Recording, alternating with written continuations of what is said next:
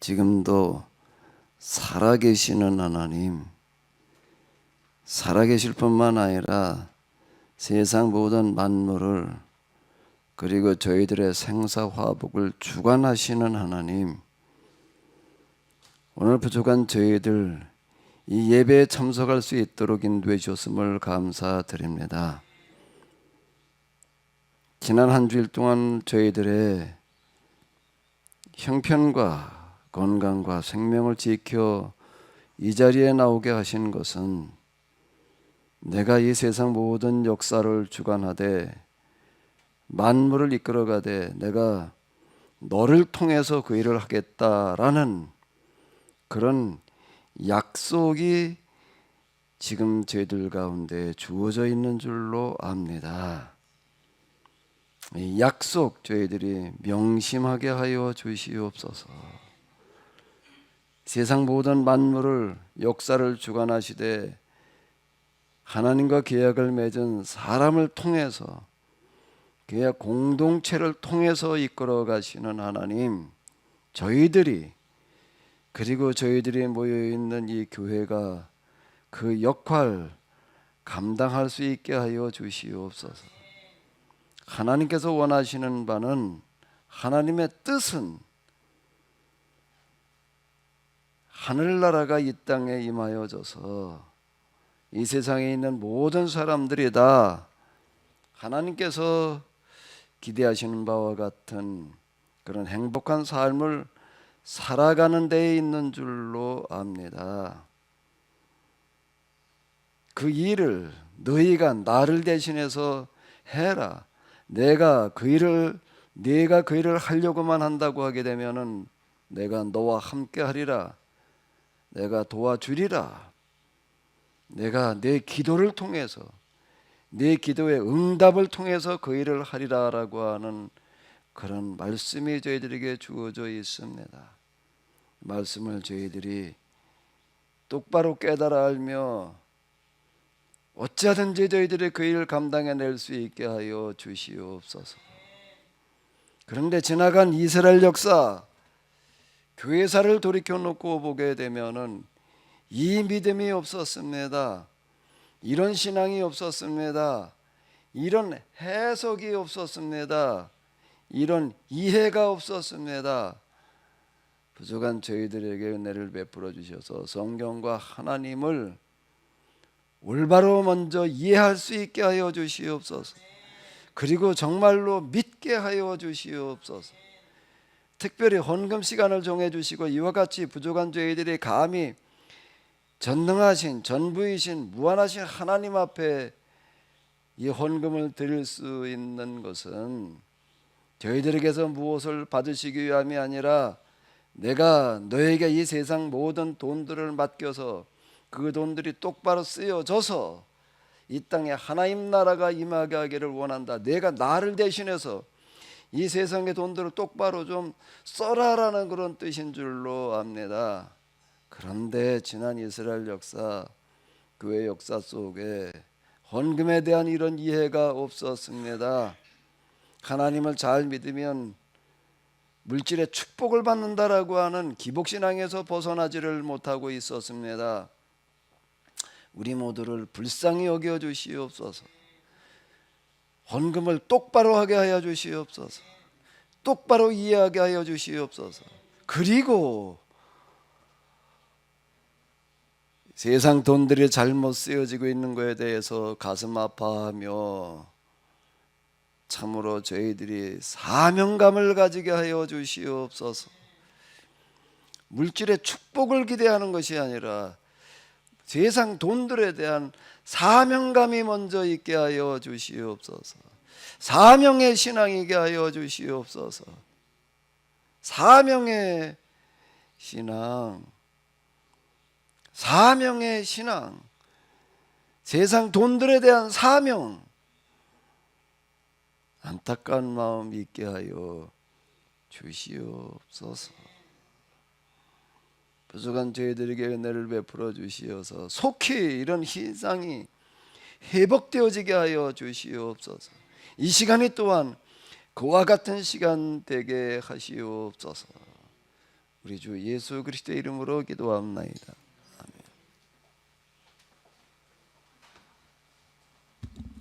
네, 장마가 본격적으로 시작이 된 것 같습니다. 장마, 폭염 그 가운데 다 평안하시기를 바랍니다. 히브리서 11장 32절 한번 같이 또 읽으시도록 하겠습니다. 내가 무슨 말을 더 하리요. 기드온, 바락, 삼손, 입다, 다윗 및 사무엘과 선지자들의 일을 말하려면 내게 시간이 부족하리로다. 아멘. 32절 가운데서 기드온, 바락, 삼손, 입다, 사무엘 그리고 다윗까지 봤는데 이제 그 다음에 뭘 봐야 되죠? 선지자들입니다. 선지자들을 봐야지 되는데 시간이 부족할 것 같대요. 선지자들을 얘기하려고 그러다 보면 내가 아마 은퇴할 때까지 해도 못다 할 것 같은데 선지자들을 말하려고 한다면 이거 참 쉬운 이야기가 아닙니다. 다윗도 지금 지난 시간까지 7번을 봤나. 근데 다들 다윗 뭐 다 본 건 아니고요. 우리가 이걸 히브리서를 가지고 이렇게 공부하는 이유는 뭐 때문이죠? 뭐 때문이에요? 하나님께서는 무슨 방식으로 일을 하신다고요? 하나님의 방식으로 일을 하십니다. 하나님의 방식으로 일을 하시는데 오늘 우리가 어떻게 신앙생활을 해야 되는가? 하나님의 방식이라고 하는 것은 뭘 말하는가라고 하게 되면 우리가 제가 매번 헌금기도회에서 이야기하고 있는 바와 같이 하나님을 대신하는 사람이어야지 되는 겁니다. 단순하게 하나님을 믿는 사람, 하나님을 믿고 구원을 받고 그리고 무슨 뭐 하나님께서 지켜주셔서 건강하고 뭐 물질의 복을 받고 그건 다 기복신앙에서 하는 그런 방식이고요. 우리는 그런 걸 추구하는 데가 아니에요. 이게 전혀 성격이 다른데 그런데 기복신앙에서 믿는 것과 다를 바가 없이 되어져 버리고 말았습니다. 하나님 잘 믿으면 하나님께 지켜주시고 인도해 주시고 뭘 복을 주시고 자 이런 수준인 거예요. 그리고 뭐 구원해 주시고 우리 자 이제 이런 수준인데 우리가 여기서 이제 벗어나서 이 땅에서 우리가 하나님을 대신하는 그런 역할을 해내야 될 줄로 믿습니다. 그게 뭘 어떻게 해야지 우리가 그런 일을 하느냐라고 한다면 하나님의 방식대로 해야지 되는 거예요. 무엇이냐라고 하는 것도 중요하지만은요 어떻게 해야 되느냐라는 부분도 못지않게 중요합니다. 그러니까 무엇을 해야 되느냐 금방 말씀드린 대로 뭔가 우리가 뭘 하는 거예요? 이 세상에서 뭘 하는 거라고요? 하나님을 대신하는 거예요. 하나님의 역할을 대신하는 겁니다. 예수님께서 뭐라고 말씀하셨는가 하면 나를 본 자는 이미 아버지를 보았거늘. 그럼 예수님은 누구이신가라고 하게 되면 보이지 않는 하나님의 보이는 형상이었다라고 하는 건데 그 예수님께서 뭐라고 제자들에게 말씀하시는가 하면 아버지께서 나를 보내신 것 같이 그 다음 뭐라고 얘기를 하셨죠? 나도 너희를 보내노라. 이 말씀은 어디에 있어요? 복음서 중에서 맨 마지막 책에 요한복음 그리고 마지막 부분 부활하신 다음에 제자들에게 나타나셔서 하시는 말씀이에요. 아버지께서 나를 보내신 것 같이 지금 뭔가 하면 하나님 보이지 않는 하나님의 보이는 형상으로 즉 하나님을 대신 하게 하시려고 보내셨던 것처럼 이제 내가 너희들을 또 그와 같이 보내겠다. 오늘 우리가 누구인가라고 하면 보이지 않는 예수님, 부활 승천하신 예수님의 보이는 형상이어야 된다. 즉 하나님의 역할을 하나님을 대신해야 되는 게 우리가 뭘 하느냐라고 하는 건 이거예요. 세상에 수많은 종교가 있고 수많은 신앙들이 있지만은요, 이런 신앙을 가지고 있는 데는 없습니다. 그래도 이건 자연 종교가 아니라 계시의 종교다, 이렇게 얘기를 하는 거예요. 자, 근데 이제 우리가 어떻게 그 일을 해야 되느냐라고 하는 거를 이제 우리가 배워야지 되는데, 자, 이런 쪽에 대해서는 그동안에 별로 이야기를 하지를 않고 그저 하나님 잘 믿으면 뭐 복 받는다, 뭐 인도해 주신다, 함께 하나님께서 인도해 주시고 함께 해 주신다는 그런 약속의 성경에는 많죠. 그건 뭐 어디에 함께 하시고 어떤 일을 도와주시겠다는 이야기인가라고 하게 되면 우리가 하나님을 대신하는 역할을 할 때 그때 하나님께서 함께 하신다는 이야기지요.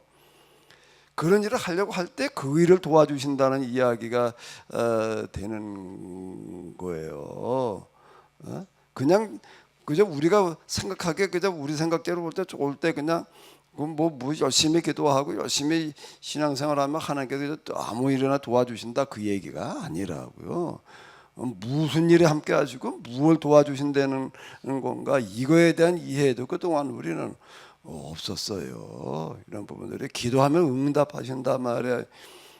그런 얘기가 성경에 많이 나오죠. 그러니까 뭐 열심히 많이 기도하면 응답하신다, 이렇게 생각을 하는데요. 하나님께서 응답하실 만한 기도를 찾으시는 게, 하나님께서 우리를 통해서 일하시는데 그 방식이 뭔가 하면 우리의 기도의 응답을 통해서 일하신다라고 하는 거예요. 하나님께서 어떻게 일을 하신다고요? 어떻게 일을 하신다고요? 우리의 기도의 응답. 우리는 자꾸 어떻게 생각을 하는가 하면 하나님께서 말씀하시는 대로 우리가 하겠다, 이렇게 하나님께서 말씀하시면 하나님께 명령하시는 대로 하겠다라고 이렇게 이제 생각을 하는데, 그건 하나님의 방식이 아니에요. 성경의 방식은 그게 아니라 우리가 기도하는 대로 기도 덮어놓고 그냥 아무 기도나 다 응답하신다는 얘기가 아니고요. 우리가 올바르게 기도를 하면 하나님께서 그 기도에 어떻게 하신다고요? 응답을 하신다는 겁니다. 하나님께서 말씀하신 대로 우리가 그냥 따르는 게 아니에요. 기도해가지고 우리가 그냥 참 하나님께서 뭐라고 말씀하시는지 그 말씀을 듣고 우리가 따르자, 그게 아니에요. 그렇게 신앙생활들을 하려고 이제 그랬다고. 무슨 선교단체에서 이렇게 보니까는 열심히 훈련시켜놓고 마지막에는 무슨 훈련을 시키는가라고 하게 되면은 실제로 이제 실습을 시키더라고요. 그냥 몇 명 그룹을 줘가지고서 뭐라고 하면 전도 여행을 다녀와라. 그 어디로 가야 될지 어떻게 해야 될지에 대해서들은 이제 기도해가지고 결정을 해라. 그건 아무런 준비 없이 그냥 맨손으로 가라는 거예요. 맨손을 가도 며칠 동안 그냥 먹고 자고 하나님께서 인도하시는 대로 하다가 와라, 이렇게 이야기를 합니다. 그러니까 어디로 전도를 가야 될지에 대해서도 정해주지를 않아요. 내 기도해가지고서 하나님께서 말씀하신 대로 가라. 그럼 어떻게 말씀을 하시느냐? 예를 들어 5명이잖아. 5명이 기도를 해가지고 똑같이 우리가 부산으로 가자. 그럼 하나님께서 부산으로 가라고 응답하시면 글로 가라는 거예요. 이런 식으로다가 이제 이 이야기를 합니다. 그래가지고 한 사람은 부산으로 가자, 한 사람은 대구로 가자고, 한 사람은 강원도로 가자 그러고 다시 하라는 거예요. 그래서 똑같이 응답하실 때까지 해라 말이야. 뭐 이래가지고 훈련을 시켜서 하나님께서 기도해도 응답하시는 대로 움직여라 그러는데, 이게 완전 거꾸로 가르치는 거예요. 그게 믿음이 좋은 것 같고 그런데요, 얼핏 보게 되면은 참 대단한 훈련이다 말이 이렇게 생각을 하는데, 전혀 아예 방향 자체를 잘못 잡은 거예요. 별로 아멘할 생각들이 없으시네. 무슨 소리야, 그게 얼마나 그게 뜨거운 신앙을 가지고 하는 건데로 이렇게 생각하실지 모르지만, 그러니까 우리가 기본 제가 계속 이야기를 하는데요, 기본부터가 지금 잘못되어져 있는 겁니다. 자, 이제 이 선지자들을 통해 가지고서 선지자들은 어떻게 움직이는 사람들인가라고 하는 거를 좀 이제 몇 번이 될지 나도 모르겠습니다. 좀 우리가 살펴보도록 하겠습니다. 자, 그러면 먼저 열왕기상 12장으로 가가지고서요 1절로부터 19절까지를 1절로부터 19절까지. 근데 이게 조금 어려우실 수도 있으니까 좀 쉽게 이해하기 위해서요 현대 성경으로다가 읽어 보시도록 하겠습니다. 19절까지입니다. 르호보암이 세겜으로 올라갔다. 이스라엘의 북쪽 지파들이 자기들의 중심지인 세겜에서 르호보암을 왕으로 추대하려고 모여 있었기 때문이다. 이스라엘 전체를 다스릴 왕위 계승권이 아직 정립되어 있지 않았기 때문에 르호보암은 북쪽 지파들의 승인을 받아야 되었다. 전에 솔로몬 왕을 피하여 애굽으로 망명하였던 느밧의 아들 여로보암도 이미 세겜에 와 있었다. 솔로몬이 죽자 북쪽의 이스라엘 사람들이 애굽으로 사람을 보내 그를 데려온 것이다. 여로보암은 북쪽의 이스라엘 사람들을 거느리고 르호보암을 찾아와 이렇게 요구하였다. 당신의 아버지 솔로몬 왕은 우리에게 많은 세금과 강제 부역의 짐을 지워주었습니다. 이제 이러한 짐을 가볍게 덜어준다면 우리가 당신을 임금님으로 섬기겠소. 르호보암은 이 말을 듣고 즉각 대답하지 않았다. 나라의 원로와 자신을 좇는 측근들의 조언을 듣고자 함이었다. 여러분 돌아갔다가 모레 다시 오시오. 내가 그때 대답하겠소. 이스라엘 사람들이 떠나가자 르호보암은 먼저 부왕 솔로몬을 섬기던 나이 많은 원로들과 의논을 하였다. 경험이 많으신 여러분, 내게 좋은 답을 알려주시오. 내가 르호보암과 그의 백성에게 뭐라고 대답해야 좋겠소? 원로들은 이렇게 대답하였다. 그들의 요구를 받아들이시오. 이번 한 번만이라도 그들의 의사를 존중해주면 그들이 영원히 왕을 섬기며 순종할 것입니다. 그러나 원로들의 조언이 르호보암의 마음에 들지 않았다. 그는 원로들의 조언을 무시하고 이번에는 자기 또래의 젊은 신하들에게 물었다. 그대들은 어떻게 생각하시오? 자기들의 짐을 좀 더 가볍게 덜어달라고 요구하는 이 사람들에게 내가 뭐라고 대답해야 좋겠소? 그 젊은이들은 이렇게 조언을 하였다. 북쪽의 사람들에게 이와 같이 당당하게 말하시오. 내 새끼손가락이 내 아버지의 허리보다 더 굵다. 나는 나의 아버지가 너희에게 지어준 짐보다 더 무거운 짐을 지워주겠다. 그는 가죽 채찍으로 너희를 다스렸지만 나는 쇠 채찍으로 너희를 몰아치겠다. 약속대로 3일 뒤에 여로보암이 온 백성을 거느리고 르호보암을 찾아왔다. 왕은 그들에게 가혹한 대답을 하였다. 그는 원로들의 조언을 무시하고 자기 또래의 젊은이들에게서 들은 조언만 전달하였다. 나의 아버지가 너희에게 지나친 요구를 한 것이 사실이지만 나는 그보다 더 가혹한 요구를 하겠다.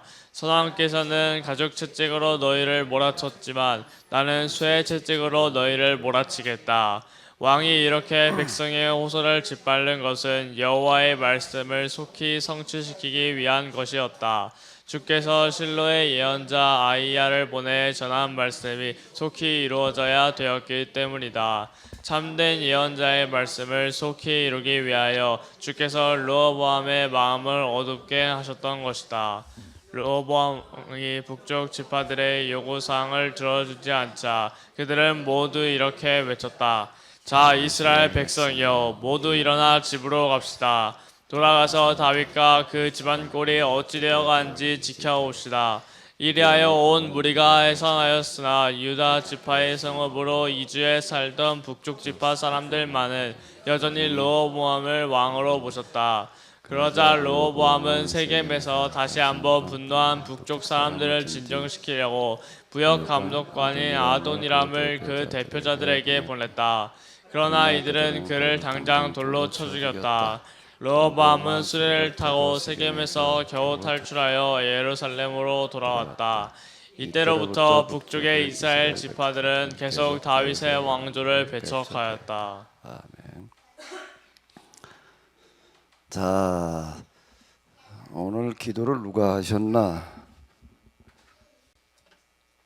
성명수 권사님 기도를 하시기 위해서 아주 그냥 상주에서부터 여기까지 오셨는데, 자, 그 앞자리에 앉아봐요. 자, 성명수 권사님, 솔로몬 왕이 어떤 사람이에요? 그동안 들으셨던 거 신앙생활 하시면서 좀 얘기를 해봐요. 너무도 잘못 갔던 왕이지요. 그 하나님의 계약법에 벗어난 오직 자기 부귀 영화만을 위해서 그 많은 백성들을 희생시킨 그런 언제부터 그렇게 생각을 하셨어요? 그 계속 목사님 말씀을 듣고 요즘 저 말씀을 보는데 제 얘기 그래서 듣기 이전에는 어떻게 생각을 하셨어요? 이전에는 그렇게는 그 뭐 문자대로 봤습니다. 어떻게 저 생각을 하는가라고 하게 되면 솔로몬 그러면은 솔로몬 그런 거 뭐 애들 드라마 같은 것도 애들 그 저기 애니메이션 뭐 이런 것도 이렇게 보다가 보게 되면은 솔로몬을 어떻게 그려놨는가라고 하게 되면은 인류 역사상 최고의 부귀와 영화를 누린 축복을 받았던 사람으로 이렇게 이야기를 해놓고 있습니다. 그러니까 솔로몬 그러면 일단 부귀와 영화, 부귀 영화. 그리고 또 하나 뭐지요? 장수를 누렸던 사람.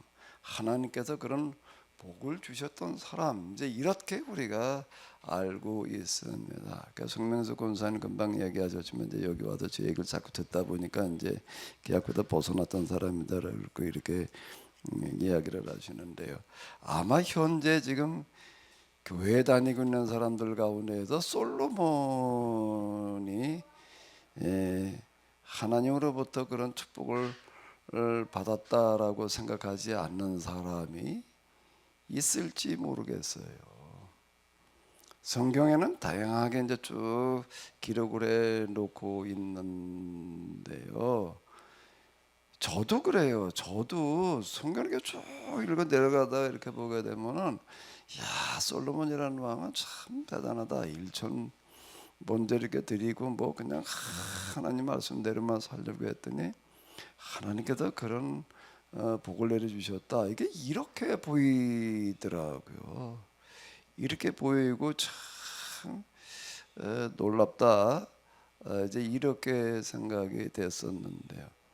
그 다른 면은 안 보여. 이게 참 제가 저를 돌이켜 놓고 보더라도 그래요. 저는 어렸을 때부터 교회 다닌 것도 아니고 20대 초반에 교회를 나가서 성경 혼자 읽고 뭐 이제 그러면서도 이제 그렇게 이 생각이 들더라고요. 그러니까 솔로몬의 부귀 영화는 하나님께서 내려주신 축복이었다. 이제 이렇게 이제 딱 생각이 드는데, 근데 하나님을 경험하고 난 다음에 뭐가 보이는가 하면 성경이 다시 보였다라고 하게 되면 이런 구절들이 보이는 거예요. 아니 그 전에도 이런 구절이 있었는데 그 전에 이게 왜 안 보였는지 모르겠어요. 이 이야기가 뭔 얘기가 되는가 하면 르호보암의 세겜으로 갔어요. 이제 르호보암은 누구이죠? 솔로몬이 죽고 난 다음에 이제 그 아들 왕이 된 사람을 말하는 겁니다.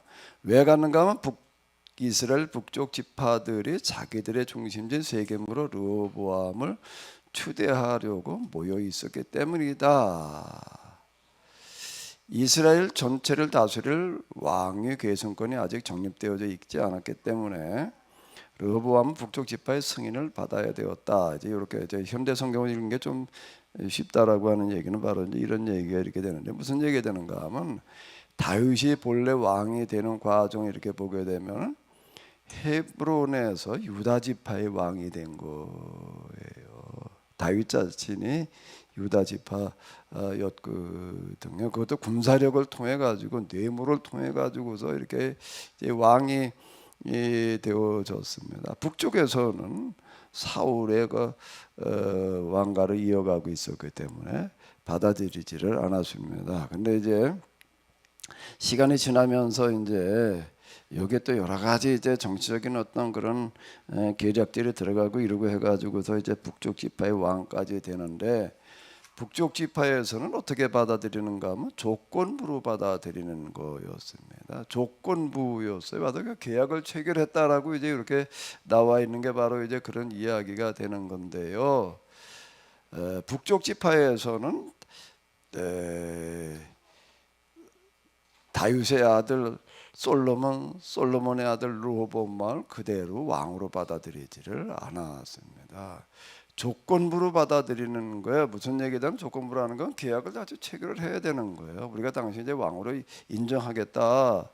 그 솔로몬도 그랬고요, 다윗도 그랬고, 솔로몬도 그랬고, 이제 르호보암이 또 왕이 되어졌는데 유다 지파에서는 그냥 그대로 인정이 되어졌지만은 북쪽에서는 아닌 거예요.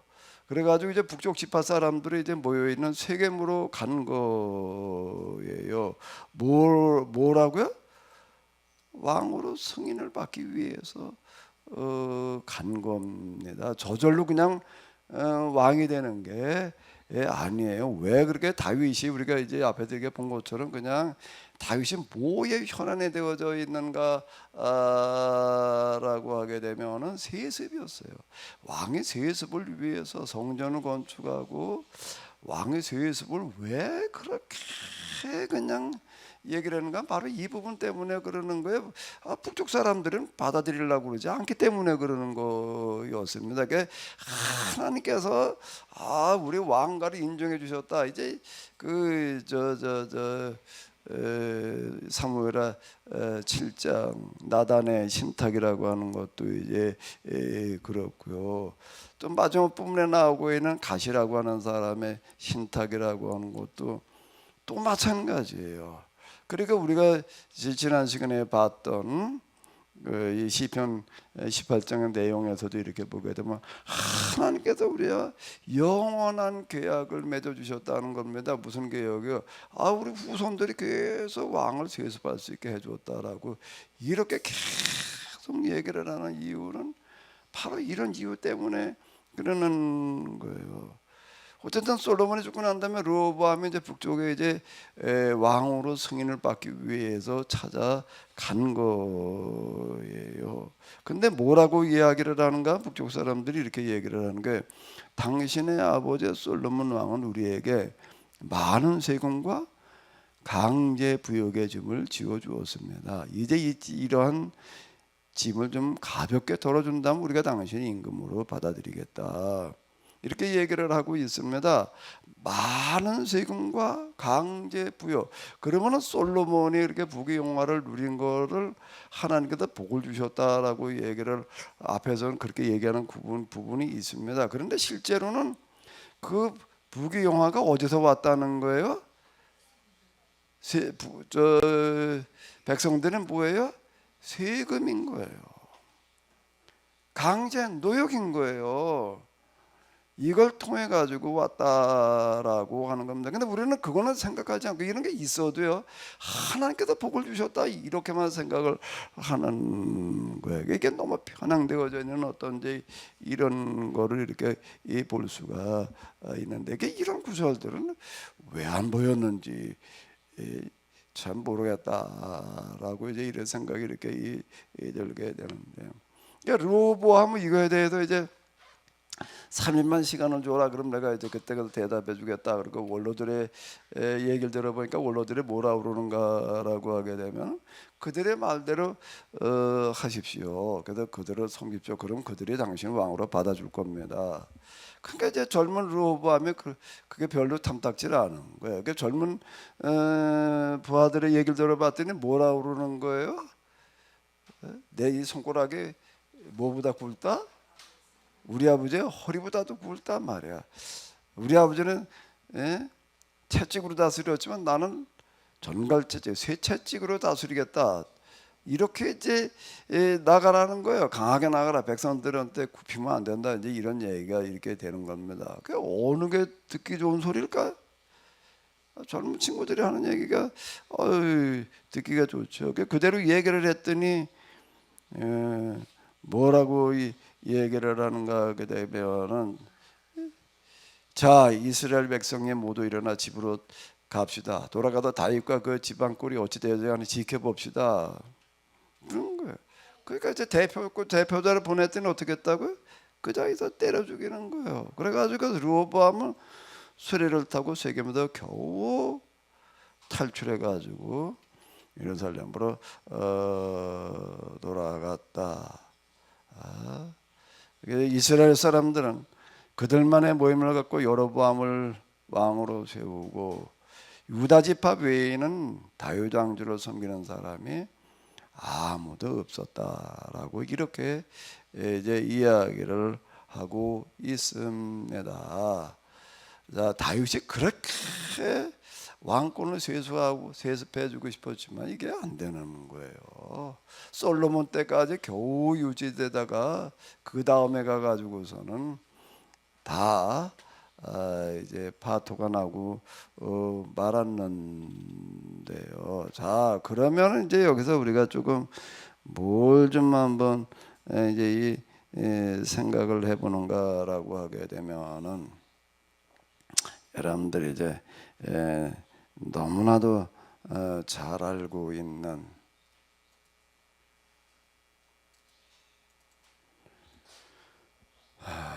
일천번째 얘기를 한번 이제 이렇게 보자고요.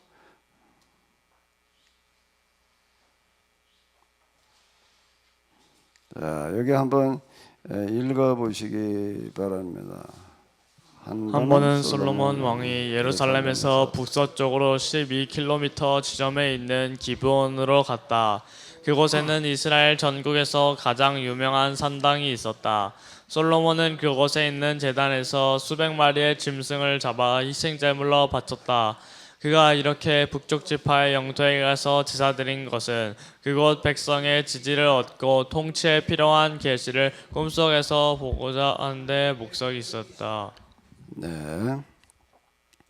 자, 솔로몬이 왕이 되고 나서 첫 번째 착수하는 일들은 정적들을 제거하는 거였습니다. 지금 이제 2장을 보게 되면 이제 그런 내용들이 이제 그건 좀 아주 비교적 자세하게 기록이 되어져 있는데요. 이제 솔로몬은 왕이 된다라고 하는 게 거의 어려웠는데 나단과 밧세바의 계략에 의해 가지고 이제 왕이 되어졌습니다. 여러 정적들을 이제 제거하고 난 다음에 이제 그리고 이제 예루살렘 수도를 비우고 어디로 가는가 하게 되면은 저기 아주 쉽게 좀 설명을 해놨습니다. 북서쪽 12km 지점에 있는 기브온으로 갔다. 기브온으로 간 이유는 뭔가라고 하게 되면은 그곳에서 백성들에게 또 인정을 받아야 되는 거예요. 왕으로. 저절로 그냥 왕이 되는 게 아니에요. 유다 지파에서는 그게 인정이 됐지만 북쪽은 아닌 거예요. 왜 이랬느냐라고 한다면은 북쪽에서는 왕이라고 해가지고도 세습을 인정하지를 않는 겁니다. 왕은 어떤 사람만 왕이어야 되는가라고 한다라고 하게 되면 하나님의 말씀대로 규약법대로 지키려고 하는 사람이어야지만 우리는 왕으로 받아들이겠다. 이렇게 가는 데가 여기 북쪽이에요. 그래서 여기 이제 갔어요. 이제 가서 그 사람들한테 왕으로 인정을 받으려면 어떻게 해야 되나? 잘 보여야 될 거 아니에요. 잘 보여야 돼. 그러니까 어딜 가는가 산당이라고 하는 그 당시 이제 신앙생활하던 어떤 이제 그런 이제 그 장소가 이렇게 되겠는데 그곳에 가가지고서 수백 마리 짐승을 잡아 희생제물로 바쳤다. 요 수백 마리라고 하는 요 부분을 좀 이제 우리가 한번 다시 요거는 좀 잘 보자고요. 자, 이제 수백 마리라고 이렇게 나와 있는데 이 개정개혁에서는 제단 1,000번제를 드렸더니 이렇게 나와 있고요. 1,000번제. 근데 지금 우리가 금방 읽은 성경에 현대 성경에서 뭐라고 그랬다고요? 수백 마리의 짐승 일어났고요. 이제 세 번역 이 현대 성경은 이제 의역이 돼서 좀 이제 그 정확성은 조금 떨어질 수가 있습니다. 이해는 쉬울 수가 있는데요. 개정개혁과 그리고 새번역은 성서공회에서 번역을 한 건데 이제 가장 큰 권위가 있는 이유는 원문에 충실했기 때문입니다. 개정개혁으로 보다가 잘 이게 도대체 무슨 뜻인가라고 하는 게 왔다 갔다 하시면 새번역으로 보시게 되면 많이 도움이 돼요. 이제 그 현대 우리가 사용하는 그런 언어로다가 이렇게 좀 번역을 해놨기 때문에 그런데요. 왕은 솔로몬 이제 그거다 본제물을 드렸는데 1000마리가 넘을 것이다 이렇게 얘기를 하고 있습니다. 한 1000여 마리 정도의 제물을 드렸다라고 하는 거예요. 왜 이걸 드렸을까요? 1000여 마리라고 하는 제물을 드렸다는 것 자체가 뭘 말하는 거죠? 거기 뭘 하러 간 거예요? 북쪽 사람들한테 승인을 받으러 가는 거예요. 허락을 받으러. 나도 이제 나를 왕으로 인정해 주십시오. 그러고 가는 거예요. 그러니까 여기 가려면 일단 북쪽 사람들은 어떤 사람들인가 하면은 뭘 중요시하는 사람들인가 하면은 신앙 중에서 계약법을 지키는 것을 중요하게 여기는 사람들입니다. 그 세습을 여기서는 인정을 안 하려고 그러는 거예요. 나중에 북왕조 역사를 보게 되면 계속 쿠데타가 일어나 가지고도 왕이 바뀌는 거예요. 이제 그걸 그동안에 저희는 거꾸로 읽었어요. 저 같은 경우도 이렇게 보게 되면 북쪽 사람들은 믿음이 없어가지고서 계속 이렇게 쿠데타가 일어나가지고서 이랬다 이렇게 거꾸로 그걸 이제 읽어요. 그 비단 구절이 있기 때문에 이제 그런데 또 그렇게 해서 거기다 그렇게 해석을 이제 이렇게 합니다. 그리고 이제 그 왕정계 예언자들이 주로 어디서 활동을 하는가라고 하면 북왕주에서 활동을 했습니다. 아모스, 호세아 이런 사람들이 다 이제 엘리야, 엘리사 뭐 이런 사람들이 다 이제 이런 건데요. 그건 왜 그런가? 북쪽에도 그건 하나님의 말씀대로 율법대로 살려고 하는 곳이기 때문에 예언자들의 그 활동이 가능했다고요. 남쪽은 여기가 어려웠어요. 이제 그런 이유인데 이걸 우리가 자꾸 이제 거꾸로 이해를 하게 됩니다. 1000여 마리나 되는 번제물을 드렸다라고 하는 거는 두 가지 목적인데 하나는 내가 이렇게 하나님을 지극정성으로 섬긴다. 하나님 말씀대로 하겠다라고 하는 그런 하나의 이제 제스처를 보여주는 거예요. 그리고 또 번제를 드린다는 건 주로 소를 잡아서 드리는 건데 몽땅 다 그냥 태워다 하나님께 드리는 게 아니에요. 하나님께 드리는 거는 뭘 태워 드리는 거지요? 기름하고 내장. 나머지는요. 그 백성들한테 잔치 벌려줬다는 얘기가 되는 겁니다. 소를 몇 마리나 잡아가지고서요? 1000여 마리나 잡아가지고 이걸 했다는 얘기가 되는 거예요. 그 일천 번제라는 말을 잘 이해를 해야지 돼요. 일천 번제라는 거는 번제를 1000번 드렸다는 얘기가 아니 1000번 번제가 아니라 1000번 번제하고 1000 번제하고 같은 얘기일까요? 다른 얘기일까요? 다시요.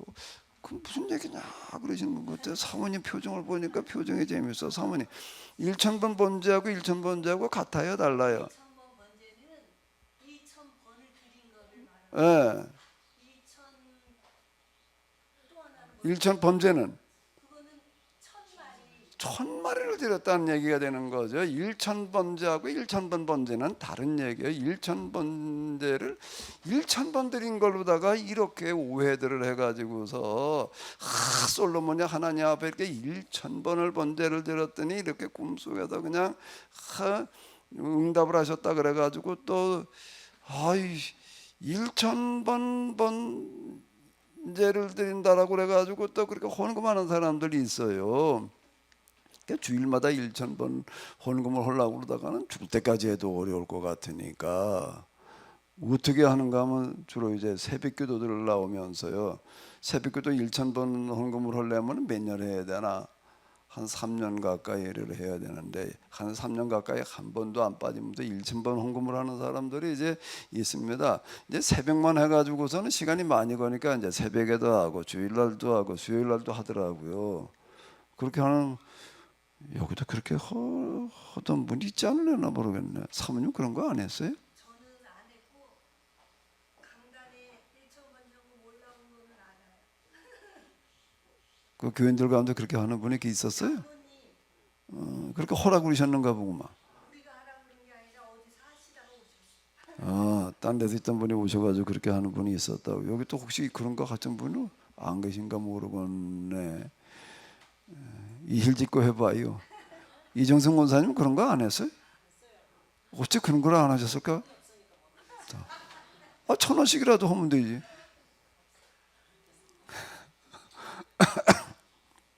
일천번 번제가 아니에요. 1,000번제인데 이건 뭔가 하게 되면 백성들의 환심을 사기 위해서 내가 이렇게 하나님을 지극정성으로 섬긴다라고 하는 모습을 보여주는 것과 동시에 뭘 하는 거예요?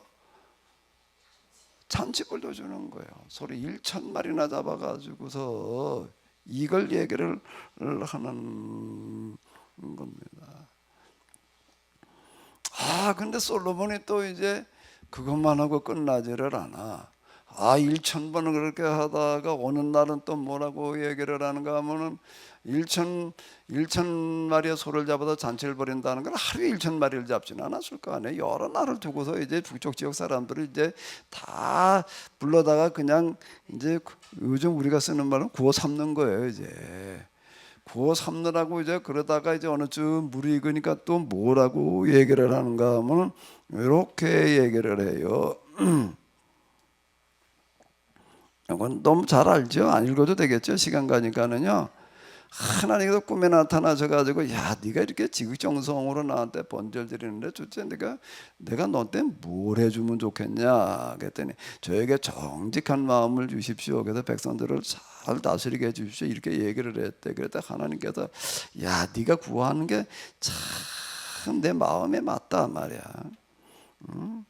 솔로몬이 이것을 주구하며 주의 말씀이 그 말씀이 주님의 마음에 마음에 들었다는 거예요. 그래가지고 내가 이것을 구하도다. 그러면서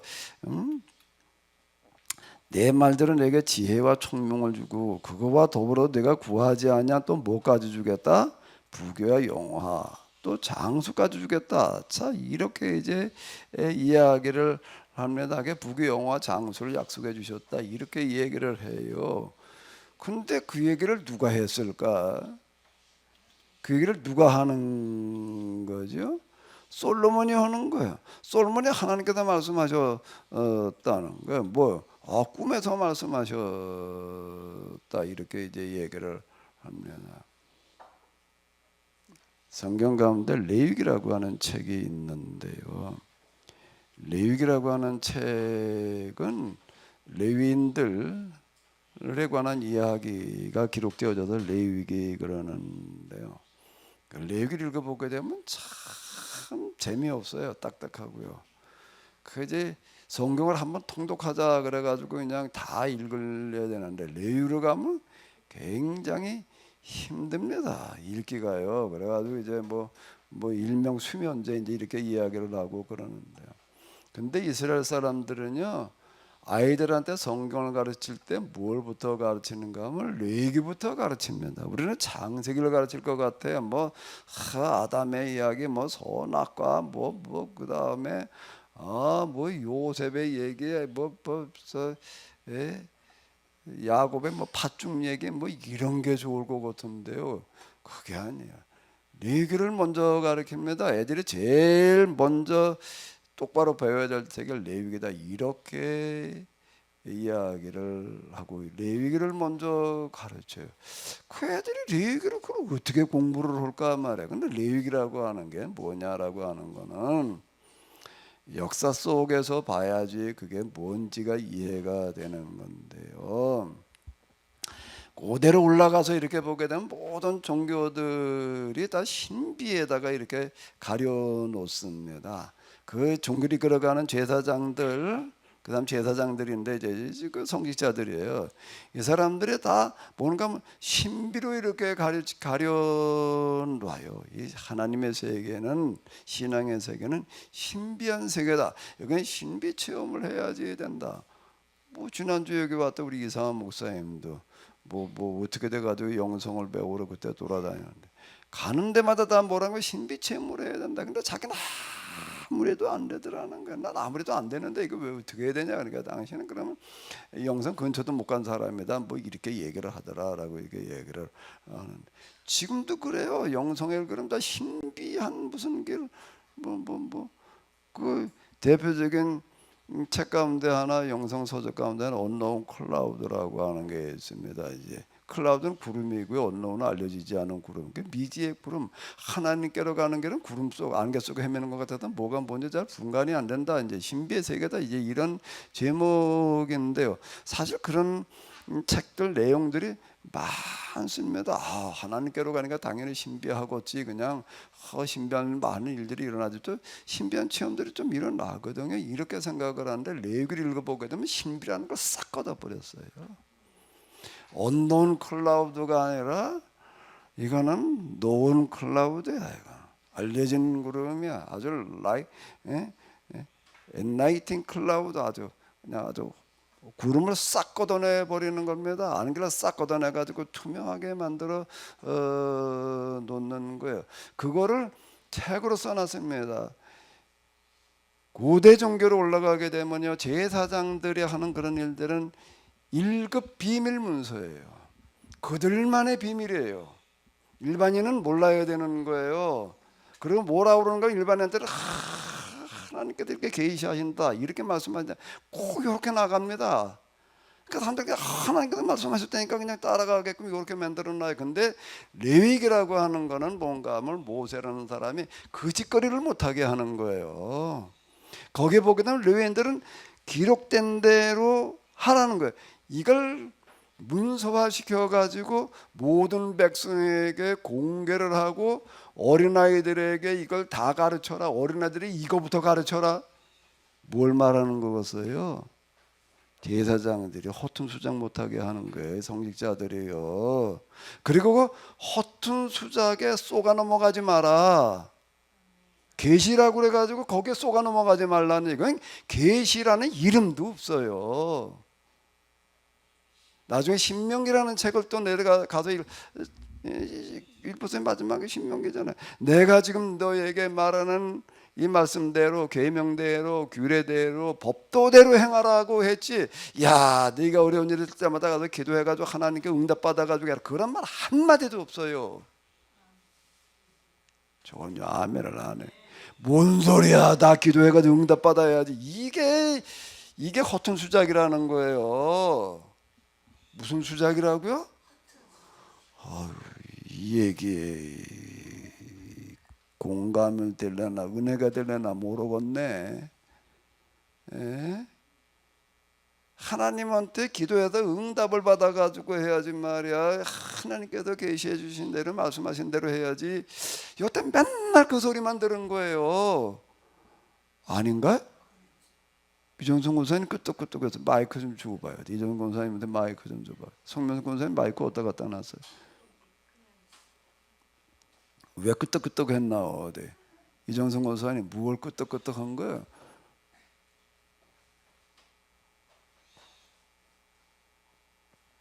그동안은 그렇게 기도했다는 얘기예요. 그래서 얼마나 응답을 받고 얼마나 못 받으니까 여기까지 왔는데요. 근데 목사님 또 여기 와서 말씀을 들었다더니, 지난번에 제가 어떤 아는 권사님, 이제 우리 교회에서 왔다 간 권사님한테 전화를 해서 요즘 어떻게 지내냐고 그랬더니, 자기는 이제 우리 나간 데가 이제 몇 년 됐으니까 여기저기 다니다가 뭐 귀신들이 많이 덮어 씌었다고 지금 어디 가서 1000번 죄를 좀 드리고 있대요. 그래, 진짜 아직 그래서 집에 안 오, 집에도 못 오고 아예 거기에 들어가서 1000번 죄를 드리고 있다 그러더라고요. 그래서 참 그렇게 헷갈리게 신앙생활하는 분들도 많아요. 그런 경우를 뭐라고 그래야 되는 거? 귀신 뭐 하는 소리라고 그러지? 씨나라 까먹는 소리라고 앉았는 거예요 지금. 그딴 짓거리 하지 말라는 얘기가 레위기고 신명기예요. 다 공개된 이 말씀대로 하라는 거예요. 내가 지난주에 시편 23편, 28편 여기 시편 1편하고 18편하고 23편하고 뭐 이제 이래 놓고서 이제 하나님께 그냥 하나님 전적으로 의지하고 하나님한테 매달리고 하나님께 기도하면 하나님께서 이렇게 인도해 주시고 뭐 푸른 초장으로 맑은 물가로 인도하신다. 이게 완전 햇소리다 말이야. 이렇게 이제 얘기를 하고 그다음에 뭐라고요? 시편 1편을 놓고 보게 되면 복 있는 사람은 어떤 거래 그런 거기에 죄 있는 사람 뭐 악인의 길을 쫓지 아니하고라고 하는 게 뭔가 하면 야 하나님한테 열심히 기도해 말해 하나님 의지해 그래 하나님께서 도와주시고 인도해 주시고 복 내주시 그게 거기에 죄인의 길에 서지 아니하고 악인의 길을 쫓지 않는다는 게 그 얘기를 말하는 거예요. 거기서 얘기를 하는 거가 무엇을 말하는 건가라고 해야 돼. 그래서 복 있는 사람은 어떤 사람이라고요? 율법을 사랑하며 주야로 묵상하는 자로다. 저는 시절을 쫓아 과실을 맺으며 뭐 이제 이렇게 이제 이 얘기를 이제 하면서 1편에서 얘기하는 어떤 이제 이게 정도다. 그 다윗의 시편이라고 하는 것들을 보게 되면 다 그 다윗의 시편이 은혜들을 받는데 하나님 전적으로 의지하고 하나님만 바랐더니 말이야. 하나님의 기도했더니 이렇게 복을 주셨다. 이제 이렇게 얘기를 하는 거예요. 그러니까 거기에다 쏠려가 버리는 거예요. 이게요. 여태 그러고 있어요.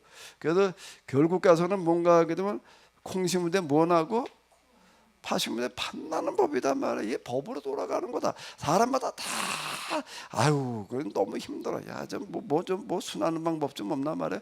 하나님 믿으면 하나님께 도와주셔도 뭐가 좀 수가 나가지 잘 되겠지. 요런 게 다 누구에게는 있어요. 그걸 자극을 해 놓는 거예요. 근데 이제 그걸 버리는 겁니다. 하나님께로 돌아온다는 거는요. 근데 오히려 반대로 이걸 부추겨 놓는 거예요.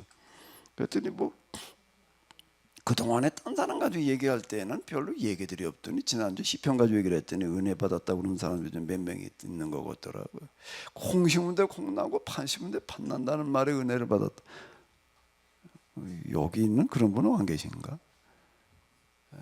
이게 그런 헛개비 노름에 놀아나지 말라는 이야기가 되는 솔로몬의 이야기를 들으면서 이렇게 혹하고 넘어가는 거냐? 1,000번을 이렇게 번제를 드렸더니 말이야. 하나님께서 그렇게 계시를 주셨어요. 이게 완전 무슨 소리라고요? 귀신 씨나라 까먹는 소리라고 앉았는 거예요. 이게 안 보이는 거예요. 이게요. 나도 이렇게 그냥 하나님의 직정선을 매달려가지고 이렇게 복 좀 받아봐야지.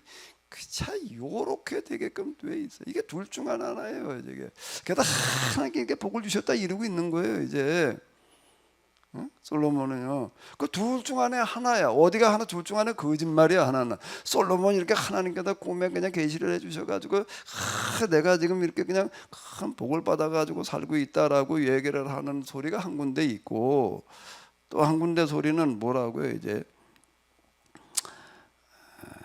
둘로 나눠놓고 볼게요. 비교를 해놓고 봐야지 좀 이게 비교가 되지. 여기는 둘 중에 하나는 거짓말이에요. 그냥 솔로몬 이래가지고 하나님께 복 주셨단 말이에요. 이렇게 이제 떠들어 되는 거예요. 그 12장에 가서는 뭐라고 얘기를 하는가 하면 당신의 왕이 그냥 우리들에게 아주 그냥 무거운 세금과 부욕을 줘가지고 아주 그냥 견딜 수가 없었단 말이에요. 이렇게 얘기를 하고요. 둘 중 하나는 거짓말이에요. 뭐가 거짓말일까? 백성들이 한 소리가 거짓말일까? 솔로몬이 한 소리가 거짓말이라는 겁니다. 솔로몬이 한 소리는 완전 생 거짓말이야. 이렇게 이런 것들을 여기다 다 기록을 해 놨어요. 4장으로 넘어가게 되면은 어떻게 하는가라고 하게 되면 솔로몬이 온 이스라엘을 12지방으로다가 이걸 나눠 놓는 거예요. 지파제도를 없애버렸어요. 지파제도를 없애버리고 12행정구역을 개편을 해놔요. 왜 12이냐라고 얘기를 한다라고 하게 되면은 한 행정구역에 각기 한 달씩 양식을 공급하라고 그랬다라고 하는 거. 그렇게 여기 쭉 아주 명단이 나옵니다. 명단이 나오는 게 솔로몬의 부귀영화라고 하는 게 어떻게 더 가능했는가라고 하는 건 명단이 나와요. 그러니까 유다와 이스라엘의 인구가 바닷가에 모래같이 많게 되어 먹고 마시며 즐거워하였으며 이렇게 나오고 있습니다. 그 이야, 솔로몬이 있는 동안에 그냥 태평성대가 왔나 보다 말이야. 응? 20절에서 또 이제 25, 24절 이렇게 보게 되면 솔로몬이 있는 동안에 그가 사방에 들린 모든 민족과 평화를 누렸단 말이야. 솔로몬이 사는 동안에 유다와 이스라엘이 단에서부터 브엘세바 이르기까지 각기 포도나무와 무화과나무 아래에서 평안하게 살았다라고 이렇게 이제 기록을 해 놨습니다. 그러니까 그런 줄 알아요. 그 둘 중 하나는 거짓말이에요. 이게 지금 여긴 편하게 산 것이 아니라 어떻게 살았다고요? 12장에 의하면 어떻게 했다고요?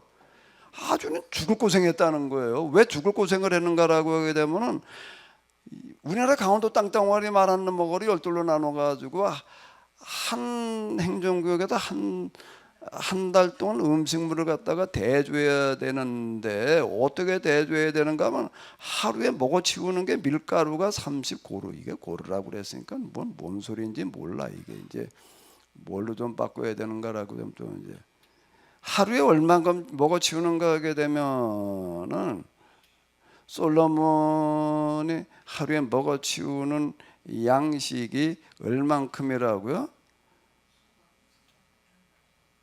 그들이 하루에 먹어치우는 양식의 고운 밀가루가 120여 섬이라는 게 뭘 말하는 거예요? 한 섬이 얼마예요? 한 가마니하고 한 섬목은 어떻게 되는 거예요?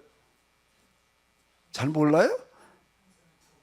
두 가마를 한 섬이라고 그런다고. 두 가마를. 그러면 하루에 고운 밀가루가 120여 섬, 거친 밀가루가 240섬, 사육한 소가 10마리, 목장에서 키운 소가 20마리, 양이 100마리, 거기다가 사슴과 노루와 사냥, 날짐승. 이걸 먹어치우는 거야. 이것만이 아니야. 또 이것만이 아니고 어떻게 되는가라고 하게 되면은 솔로몬 왕은 군마 전차도 많이 만들어 놔가지고도 4,000대 전차 12,000필의 말이 있는 거예요. 이것도 다 지방장관들이 책임을 져야 됐다라고 하는 겁니다. 12도의 지방장관들은 궁중에서 먹고 마시는 이 모든 식량을 어느 것 하나 빠짐없이 대주었는데 각 지역마다 한 달씩 책임지고 모든 식량을 제공했다. 아니 이게 도대체가 이게 말이 되는 거예요? 예?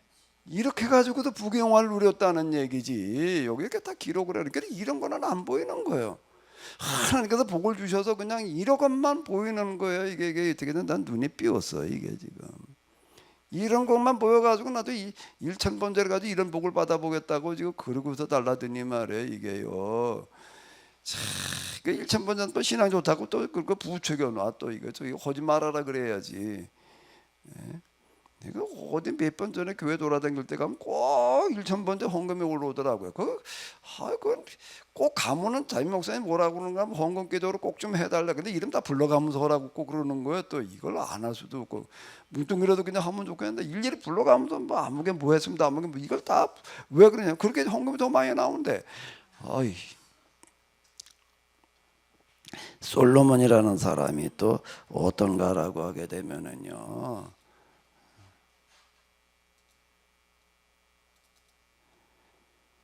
그거는 도대체 그 왕비가 아내가 몇 명에 후궁이 700명, 첩이 몇 명?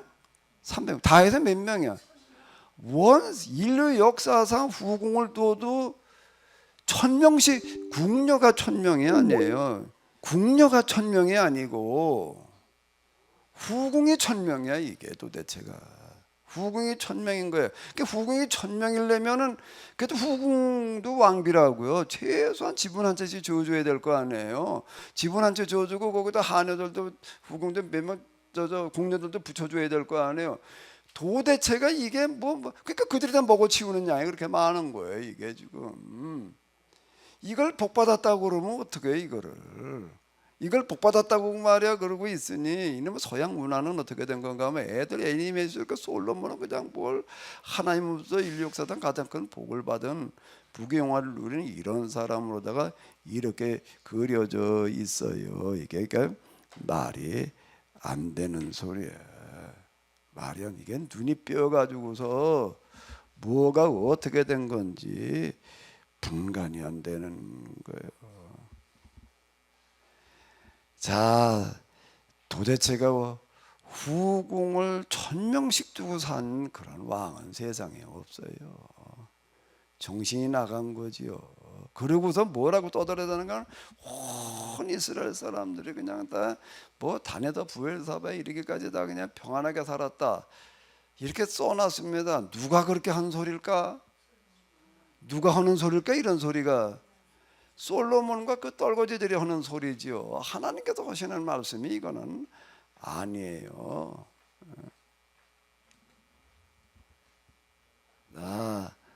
솔로몬이 복 받았다라고 하는 게 뭘 말하는 것인지 우리가 똑바로 봐야지 되는 거고요. 그렇게 아주 그럴싸하게 하나님께서 말이야 1000번째 응답하셔서 그러니까 그 기도해가지고 응답받았다라고 하는 얘기 조심해야 돼요. 뭘 하라고요? 뭘 조심하라고요? 이정승 권사님 목소리가 제일 큰 거거든. 마이크 가지고 대표로 얘기를 해봐.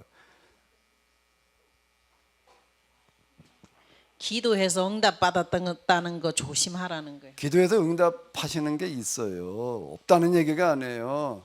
딱 하나 고정되어져 있습니다. 뭐지요? 하나예요. 하나님께서 함께 하신다, 도와주신다, 기도에 응답하신다는 거는 딱 하나야. 뭐예요? 둘이 아니에요. 딱 하나예요. 이 땅에 하나님 나라를 실현시키기 위해서 하는 그 일에 대해서 뭔가라고 하게 되면 하나님께서 함께 하시고 도와주신다. 그 다음에 뭐라고요? 이 땅에 하나님 나라를 실현하기 위해서 우리가 이러이러이러이러게 한번 해보겠습니다. 방법을 찾아내야 되는 거예요. 하나님 나라 임하게 한다, 임하게 하자는 그 얘기를 하게 되면 원론이야 강론이 없어요. 구체적으로 뭘 어떻게 하겠다는 거예요. 그걸 이러이러하게 하겠다는 방법을 찾아가지고 이러이러하게 우리가 한번 해보겠습니다 라고 하는 게 기도예요. 그럼 뭐 그것만 기도. 우리 때가 이 땅에 하나님 나라 임하게 하려고 좀 내 마음을 도와주십시오. 이런 것들에 은혜를 베푸시고 도와주신다는 이야기지. 아무거나 그냥 다 도와주신다는 이야기가, 다 함께하신다는 이야기가, 다 응답하신다는 이야기가 아니다라고 하는 겁니다. 그러니까 요셉의 얘기를 가지고 제가 계속 얘기를 하잖아요. 뭔 얘기인가 하면 애굽에 내려가 종으로 팔려가 가지고도 어떻게 여기에 그 어린아이 양식도 사모라는 그 얘기가 보니까 길거리는 어린애들이 굶고 사는 애들이 수두룩한 거야. 이 문제를 어떻게 해결을 할까라고 하는 걸 가지고 노심초사하면서 방법을 찾아내는 거예요. 뭘 찾아내는 거라고요? 뭘 찾아내는 거라고요? 방법을 찾아내는 거예요. 그 방법이 하나님과 뜻이 맞아졌을 때 하나님께서 그 방법에 함께 하시는 거예요. 그걸 응답하시는 방식으로 하나님께 일을 하신다. 하나님께서 명령하신 대로 그렇게 따르기만 하는 게 아니라 우리가 방법을 찾아가지고 이러이러한 방법으로 우리가 해보겠습니다 라고 기도를 할 때 하나님께 보시기에 아 그래 이건 되겠다 이렇게 해라. 그게 응답이에요. 모세의 이야기가 그 이야기예요. 모세는 미디안 광야에 가지고서 미디안 광야 가기 이전에 애굽 왕궁에서도 40년 미디안 광야로 가가지고 40년 80년을 살면서 이 세상에 이게 도대체 이 하나님 나라가 임하게 하려면 거룩한 나라라고 거기서 부르고 있는데 거룩한 나라를 만들려면은 그 신분지 빈부격차가 없는 그런 나라 그런 세상인데 이걸 어떻게 해야 될까라는 걸 가지고 씨름을 해가지고서 이걸 찾아내는 거예요. 그 떨기나무 불꽃이라고 하는 거는 이제 그게 받아들이는 과정의 이야기가 이렇게 이 되는 겁니다. 이런 원리와 이치다라고 하는 겁니다. 이런 걸 무시해 놓고 나서 내가 이렇게 1000번 번제를 드렸더니 하나님께서 응답하셨다. 요딴 말에 쏘가 넘어가지 말아야 돼. 아멘? 어디 얼굴 좀 한번 보자고. 또 쏘가 넘어갈래나 안 쏘가 넘어갈래나. 앞만 봐도 다 쏘가 넘어갈 것 같아. 어디가 누가 또 그렇사하게 뭐 하지 그 성도님한테 하나님께서 도와주셔서 은혜를 베푸셔서 응답하셔서 이래 놓으면 또꼭 홀랑 넘어간다고. 이게 레위기가 무슨 책이라고요? 그딴 소리에 쏘가 넘어가지 마라. 그 허황된 말에 쏘가 넘어가지 마라. 근데 우리는 맨날 솔로몬한테 쏘가 그냥. 여기 얘기는 이게 솔로몬한테 다 쏘가서 솔로몬이 쏘겨 먹은 거야. 그렇게 적어 놓고 있는 겁니다. 그 세상에 왕비를 1000명이나 두고 사는 사람이 제정신이 아니지. 그거는 무슨 뭐 환장을 하기 전에야 도대체가 그걸 아니 1000명이 뭐 궁녀 1000명이 아니야 이게 도대체가. 궁녀가 1000명이 아니고 왕비를 1000명씩 두고 사는 사람이 그 1000명을 나는 어떻게 다 주워다 모아놨을지가 난 그 궁금해. 그게 이제 연산군 때 보게 되면은 진짜 뭐 궁녀가 1000명이었다 그러더라고요. 1000여 명이 됐다라고 했는데 그때 채용사라는 걸 줬습니다. 채용사가 뭐예요? 관리자를 전국으로 보내는데 이쁜 여자들은 다 뽑아오게 하는 거예요. 그 채용사를 둬가지고서 뭐 1000명을 뭐 주워다 모아놨다가 그 연상국에 미치광이지. 그거 제정신이라고 보는 사람은 그거 궁녀야. 그거는 궁녀 1000명하고 왕비가 1000명인 거군 얘기가 달라요. 그 여기 이렇게 보게 되면 또 솔로몬이 뭐 하도 그래 온 세상에 소문이 나가지고 다 배우러 왔다고 또 얘기가 나오고 있습니다. 솔로몬한테 배우러 온 사람이 틀림없이 있었던 것 같아. 뭘 배우러 왔을까 봤더니 뭘 배워가지고 갔을까? 어떻게 하면 백성들에게 쥐어짜가지고 세금을 많이 걷어들여가지고 여자를 1000명씩 두고 부경을 누리나. 아니 그런 거에 정신 나간 놈이나 배우러 오지 그걸 누가 배우러 와. 똑바로 좀 들여다봐야지 돼요. 솔로몬 때 지혜가 많았대. 지혜가. 그 지혜라는 것도 가만히 한번 생각을 해봐봐요. 무슨 지혜인지. 얼굴 표정이 좀 더 그러네. 무슨 지혜일 것 같아요? 백성들을 갖다가 어떻게 꼼짝 못하게 이제 쥐어짜가지고서 이렇게 그냥 세금을 많이 얻어들이고 이렇게 갖다 부역에 동원을 해가지고도 부귀 영화를 누리고 1000명이나 되는 여자들을 갖다가 왕비로 두고 사나 말이야. 궁녀까지 따진다면 수천 명이지. 그 하루에 먹어치우는 놈이 그렇게 많아 그냥. 예? 그걸 지혜라고 떠들어댔다는 거요. 그게 지혜야? 서규환 집사님, 그거 지혜예요? 지혜인데 악랄한 지혜지. 똑바로 들여다봐야지 돼. 그걸 지혜라고 그래야 되는 건지. 뭐가 지혜야? 뭐가? 왜 끄떡끄떡한 거예요, 신규환 집사님? 뭘 끄떡끄떡했어, 그거를? 예? 이따 오후 시간에 좀 떠들어 봐요. 마이크 잡고. 이게 우리가 말도 안 되는 노름에 놀아난 거예요. 이게 제가 십계명을 해석해서 나중에 거짓말하지 말라는 조항이 있는데 거짓말 하지나 말라는 얘기가 거짓말에 쏘고 넘어가지 말라는 뜻이다 말이야. 이게 이런 센 거짓말에 무슨 거짓말? 센 거짓말에 쏘가 넘어가지 말아라. 이렇게 봐야지 된다라는 그런 얘기가 이렇게 되겠는데요. 예. 어쨌든 우리가 요한계시록에 이렇게 보게 되면은 하나님께서 안약을 사서 좀 발라라. 우리야말로 진짜 안약을 좀 발라야 돼. 성경을 읽으려면 먼저 뭘 넣고 읽어야 된다고요? 안약을 먼저 좀 집어 넣고 성경을 읽어야 될 것 같아. 이게요. 성경을 좀 똑바로 봐야 될 줄로 믿습니다. 하나님 우리에게 안약을 주시옵소서. 병든 눈을 도대체 무엇가 옳고 그른지를 구별하지 못하고 있는 눈을 똑바로 보게 할 수 있는 안약을 주시옵소서. 또 귀약도 주시옵소서. 무슨 소리를 들어야 되는지, 무슨 소리가 옳고 그른 소리인지를 구별해낼 수 있는 그런 귀약을 좀 주시옵소서. 그래야 저희들이